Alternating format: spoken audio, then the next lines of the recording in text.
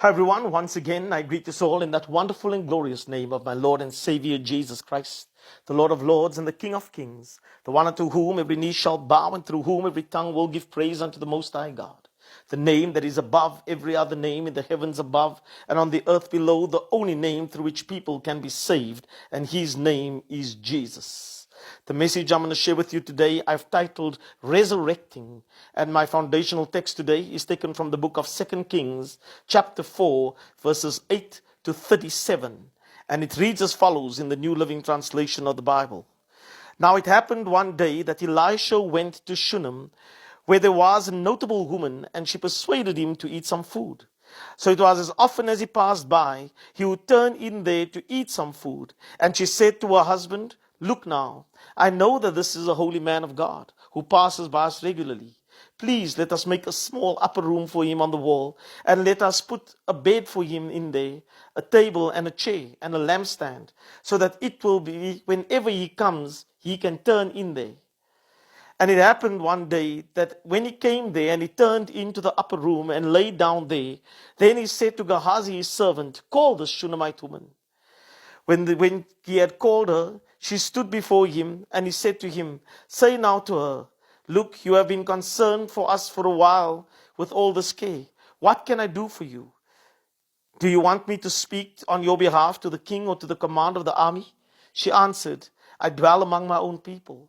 So he said, What then is to be done for her? And Gehazi answered, Actually, she has no son, and her husband is old. So he said, Call her.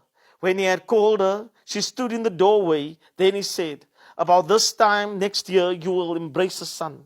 And she said, No, my lord. Man of God, do not lie to your maidservant. But the woman conceived and bore a son when the appointed time had come, of which Elisha had told her, and the child grew. Now it happened one day that when he went out to his father, to the reapers, and he said to his father, My head, my head. So he said to the servant, Carry him to his mother. When he had taken him and brought him to his mother, he sat on her knees till noon, and then died. And she went up and laid him on the bed of the man of God, shut the door behind him, and went out. Then she called to her husband and said, Please send me one of the young men and one of the donkeys, that I may run to the man of God and come to him, and come back. So she said, Why are you going to him today? He said, Why are you going to him today?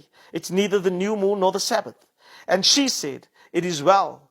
Then she saddled a donkey and said to her servant, Drive, go forward, do not slacken the pace for me unless I tell you. And so she departed and went to the man of God at Mount Carmel.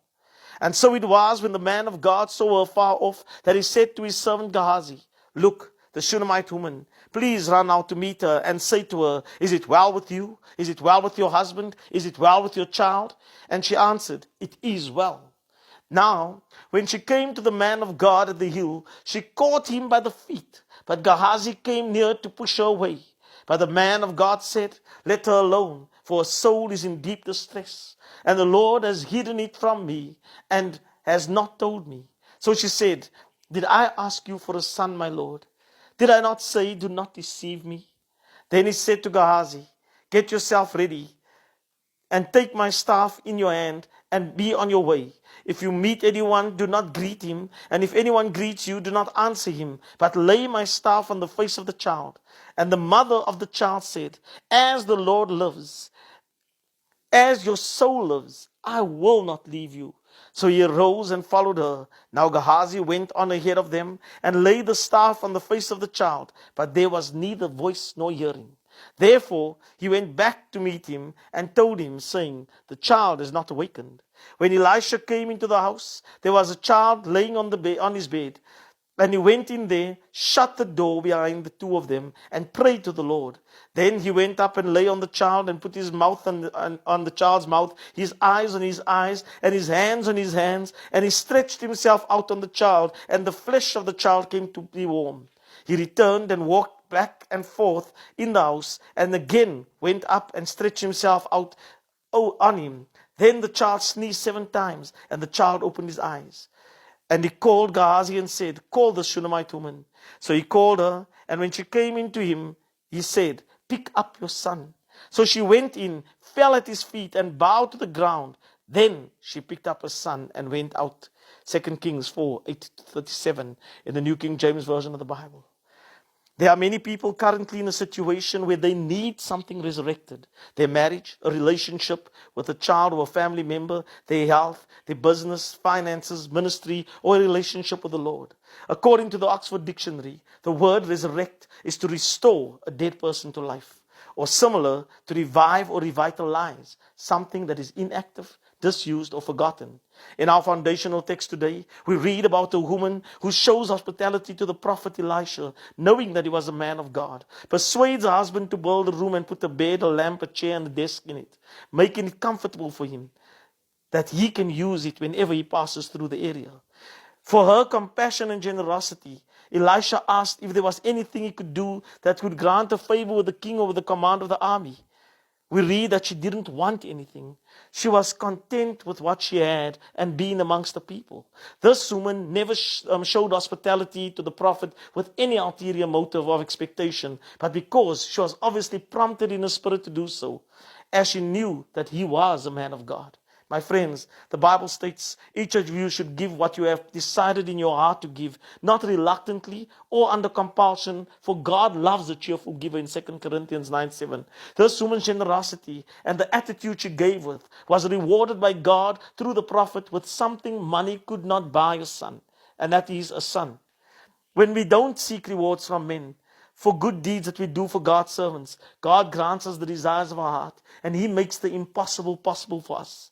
Jesus said, I assure you that anyone who gives you a drink of water because you belong to me will certainly receive a reward, in Mark 9:41. From our foundational text and from the story of Elijah and the widow of Zarephath in 1 Kings 17, we see that God will lay it on people's hearts to provide for those He calls.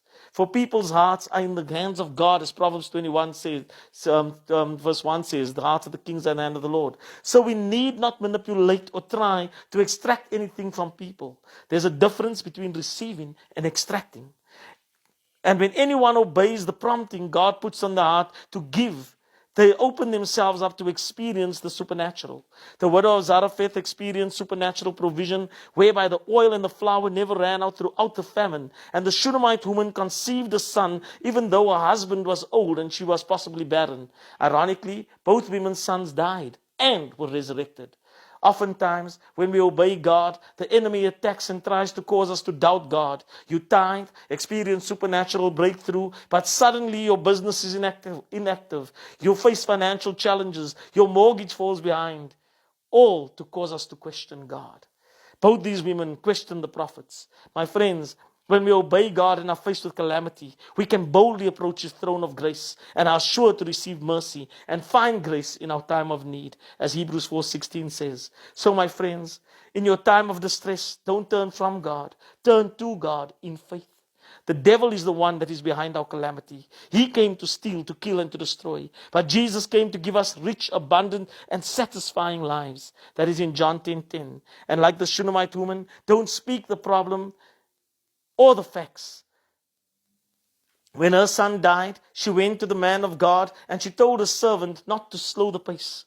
Don't slow the pace when you're in need of God to resurrect anything for you. When her husband questioned, she said, it is well. And when Elisha, seeing her approach, sent his servant to ask if it is well, she declared that all is well.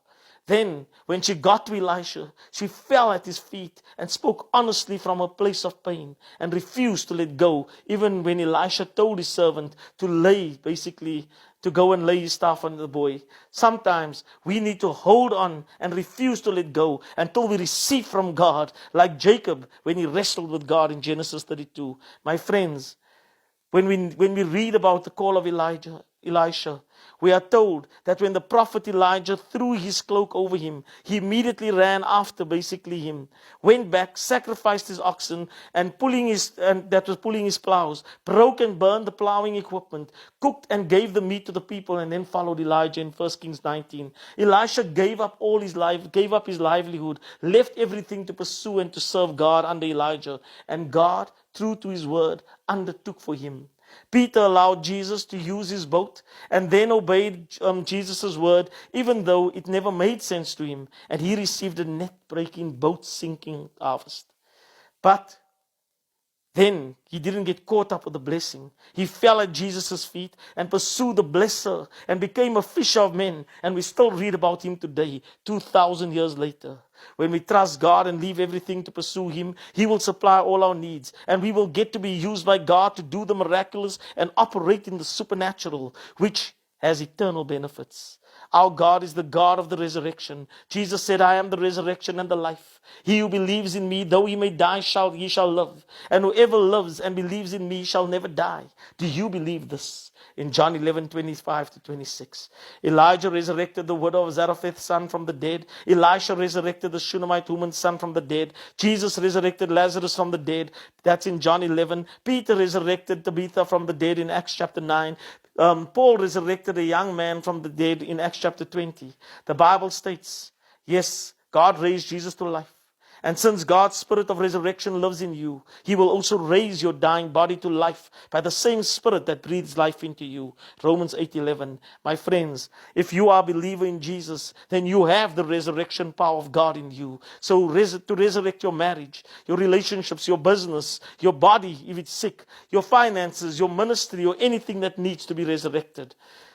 If you are not a believer, then get hold of the resurrecting power by placing your faith in Jesus. God is not a respecter of persons. He does not exclude anyone, whether it's a widow from Zarephath, a Shunammite woman, a bad-tempered fisherman like Peter, or a religious bigot like Paul, or you, or me. His resurrection power is available to us by faith. In this world, we will experience physical death should Jesus tarry to come. However, when he returns, we will be resurrected. Those who believe in him to eternal life, and those who don't to judgment. Remember that God loves you and Jesus is Lord. From me, Brendan at God Equipped Ministries, be blessed.